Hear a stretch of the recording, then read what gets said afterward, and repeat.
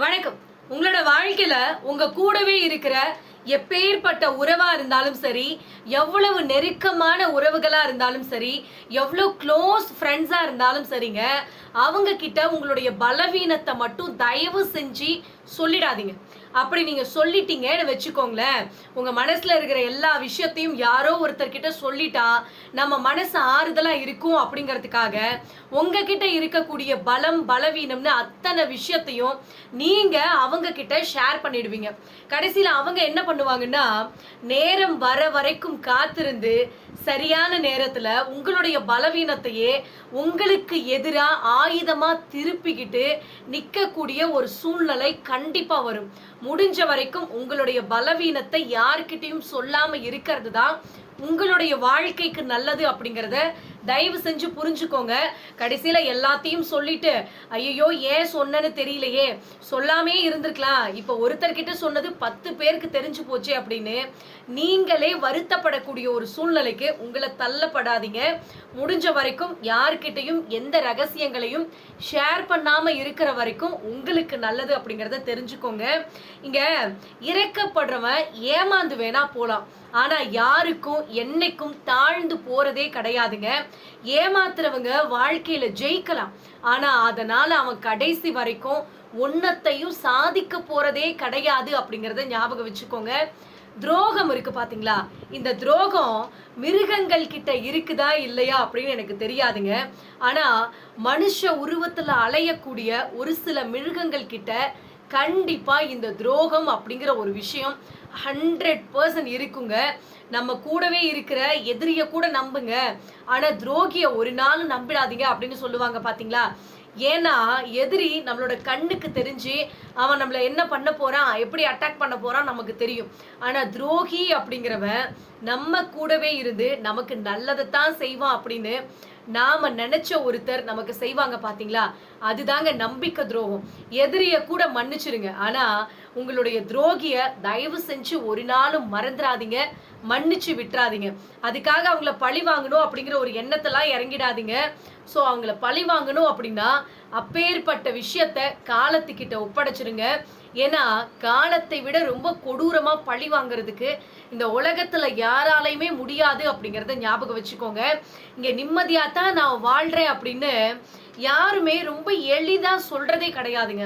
ஏன்னா நிம்மதி அப்படிங்கிற ஒரு விஷயத்த இந்த வாழ்க்கை இந்த காலம் யாருக்குமே ரொம்ப ஈஸியா கொடுத்துறது கிடையாது அப்படிங்கிறது தான் உண்மை. ஸோ உங்க வாழ்க்கையில தான் நிம்மதி இல்லை அப்படின்லாம் வருத்தப்படாதீங்க. இந்த உலகத்துல இருக்கிற ஒவ்வொருத்தருடைய மனசுலையும் ஏதாவது ஒரு விஷயத்த நினைச்சு கஷ்டங்கள் கவலைகள் இருக்கத்தான் செய்யுது. அதனால உங்க வாழ்க்கை மட்டும் ஏன்டா இப்படி இருக்குன்னு நினைச்சுலாம் வருத்தப்படாதீங்க. இது எல்லாரோட வாழ்க்கை இப்படிதான் இருக்கு அப்படின்னு நினைச்சு ஓகே இதை நாம ஏத்துக்கிட்டு தான் ஆகணும் அப்படின்னு உங்க மனநிலையை நீங்களே பக்குவம் பண்ணிக்கோங்க. இந்த உலகம் எப்படி தெரியுமா, பணம் இருந்தா நீங்க நல்லவங்க உயர்ந்தவங்க, ஆனா குணம் இருந்துச்சு அப்படின்னா நீ குப்பைக்குத்தான் சமம். நீ எவ்வளவு பெரிய நல்ல கேரக்டரா இருந்தாலும் உங்ககிட்ட பணம் இல்லை அப்படின்னா உங்களை யாருமே மதிக்கவே மாட்டாங்க. இங்க நடிக்க தெரிஞ்சாதான் நீங்க நல்லவங்க, உண்மையை பேசினா நீங்க பைத்தியக்காரங்க, அன்பு காட்டினா நீங்க ஏமாளிங்க, இங்க எடுத்து சொன்னா நீங்க ஒரு கோமாளி. இப்படித்தான் இந்த உலகம் நம்மளை பாக்குதே தவிர நம்ம கிட்ட நல்ல கேரக்டர் இருக்கு அப்படின்னா நாம ரொம்ப நல்லவங்க அப்படின்லாம் இங்க யாரும் இன்னைக்கு இருக்கிற காலகட்டத்துல அதெல்லாம் பெருசா நினைக்கிறது கூட கிடையாதுங்க. முடிஞ்ச வரைக்கும் சொல்ற, வாழ்க்கையில பணம் தேவையே இல்லை, என்கிட்ட நல்ல குணம் இருக்கு அப்படின்னு சொல்றவங்க எல்லாம் காலப்போக்கில் பார்த்தீங்கன்னா பணம் இருந்தாதாங்க வாழ்க்கை அப்படிங்கிற ஒரு சிச்சுவேஷனுக்கு வந்துடுறாங்க. முடிஞ்ச வரைக்கும் உங்க வாழ்க்கையில உங்களுக்கு வயசு இருக்கிறப்பவே நல்லா சம்பாதிக்க வச்சுக்கோங்க. சம்பாதிச்சு வச்சிருந்தீங்க அப்படின்னா தான் நீங்க பெத்த பிள்ளைகளே உங்களை மதிப்பாங்க அப்படிங்கிறத ஞாபகம் வச்சுக்கோங்க. வாழ்க்கையில சில வழிகள் இல்லாம இருக்கிறதுக்கு ஒரே ஒரு விஷயத்த சொல்றேன், கேட்டுக்கோங்க. யாருமே ஒருத்தவங்க செய்யக்கூடிய விஷயங்கள் நம்மளை காயப்படுத்தாம கஷ்டப்படுத்தாம இருக்கணும் அப்படின்னா இந்த ஒரு சின்ன விஷயத்த ஃபாலோ பண்ணி பாருங்க. தன்னுடைய வார்த்தைகளும் தான் செய்யற விஷயம்தான் இங்க கரெக்டுன்னு சொல்லி வாதாடக்கூடிய மனுஷங்க இருப்பாங்க பாத்தீங்களா. நான் பிடிச்ச முயலுக்கு 3 கால் தான் அப்படின்னு ஆர்கியூமெண்ட் பண்ணிக்கிட்டே இருப்பாங்க பாத்தீங்களா.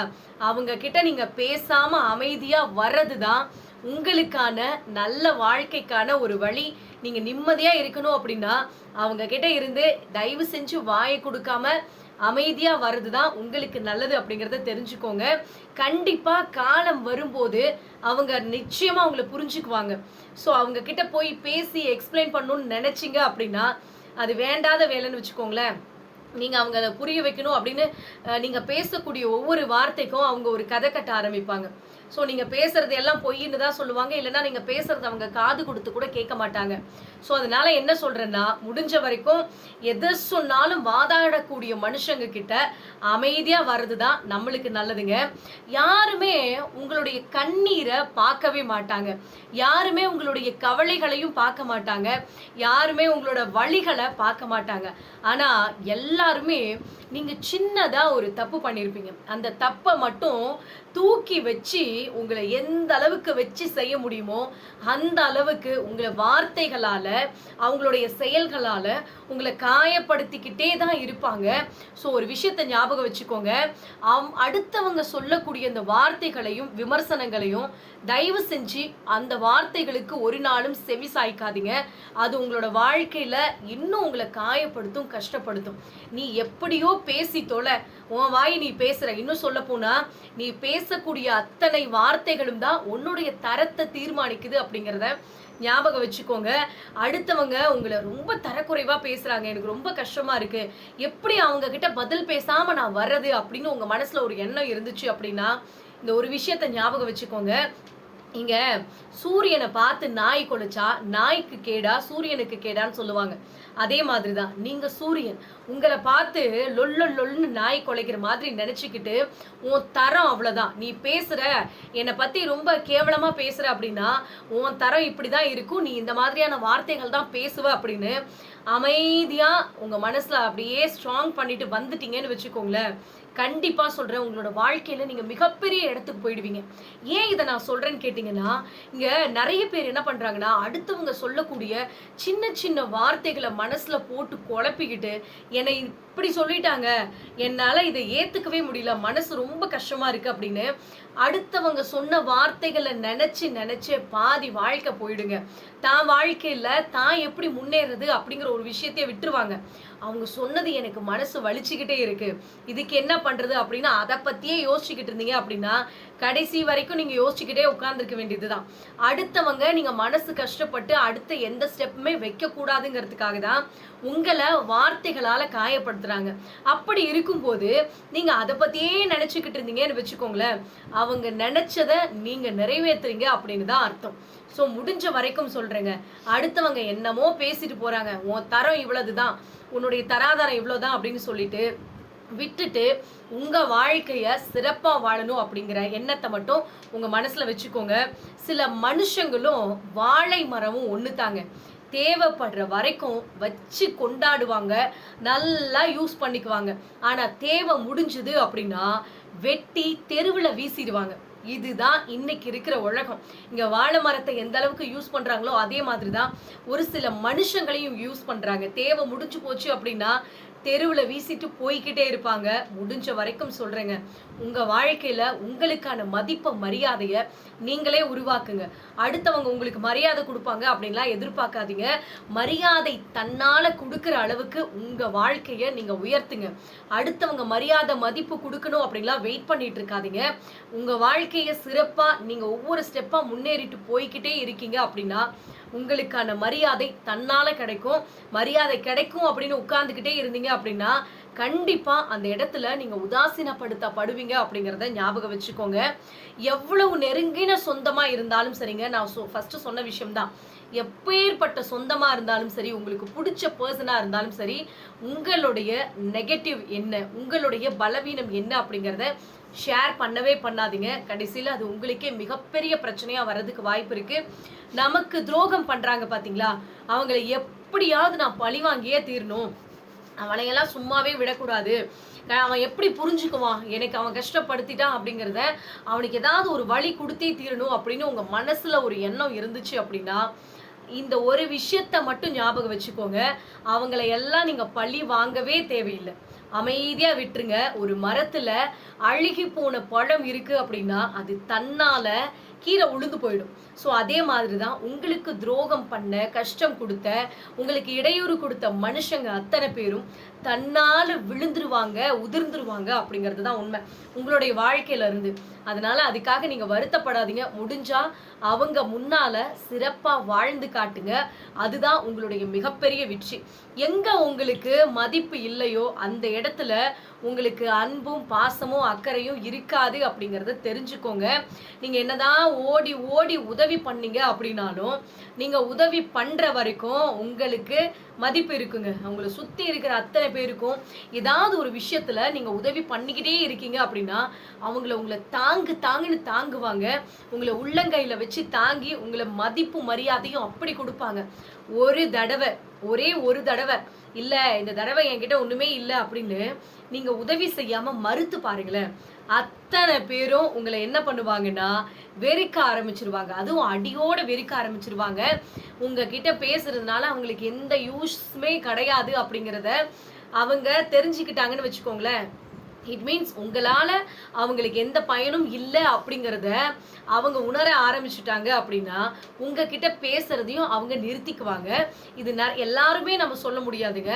ஒரு சில மனுஷங்க இன்னும் இப்படித்தான் இருக்கிறாங்க. ஸோ நீங்க தாங்க பார்த்து நடந்துக்கணும். உங்க வாழ்க்கை உங்களுடைய பயணம் நீங்க தான் வடிவமைக்கணும். யாரு கையிலையும் கொடுத்துறாதீங்க. ஏன்னா இந்த வாழ்க்கை அப்படிங்கிறது அழகான ஒரு வெள்ளை தாள் மாதிரி. அதுல நீங்க தான் அழகா உங்களை பத்தி நீங்க உங்களுடைய பாதையை உங்களுடைய அச்சீவ்மெண்ட்ஸை நீங்க தான் அழகா டிராயிங் பண்ணணும்.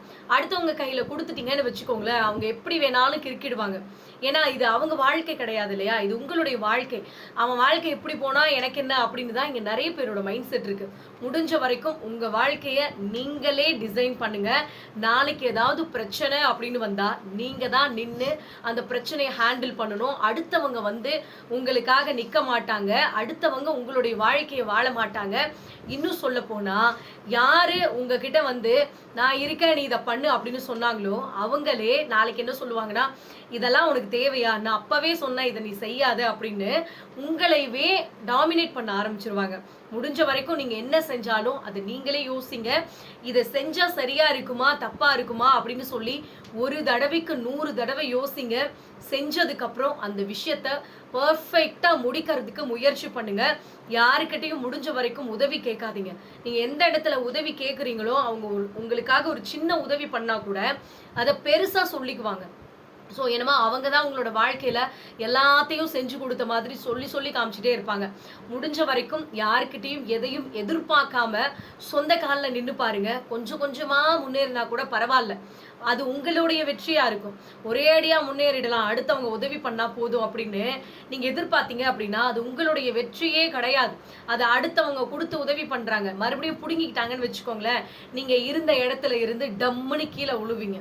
அதனால முடிஞ்ச வரைக்கும் யாரையும் எதிர்பார்க்காத உங்களுடைய வாழ்க்கைய நீங்க அழகா வாழ ஆரம்பிங்க. வெற்றி கண்டிப்பா உங்களுடைய வசப்படும். இந்த வீடியோ பதிவு உங்களுக்கு பயனுள்ளதா இருக்கு, நல்ல மோட்டிவேஷனா இருக்கு, ஏதாவது ஒரு விஷயத்த நாளைக்கு நீங்க சொல்லுங்க, நீங்க கண்டிப்பா இந்த மாதிரியான டாபிக்ல வீடியோ போடுங்க அப்படின்னு நீங்க கமெண்ட் பண்ணீங்க அப்படின்னா மறக்காம நான் வீடியோ போடுறேங்க. நன்றி, வணக்கம்.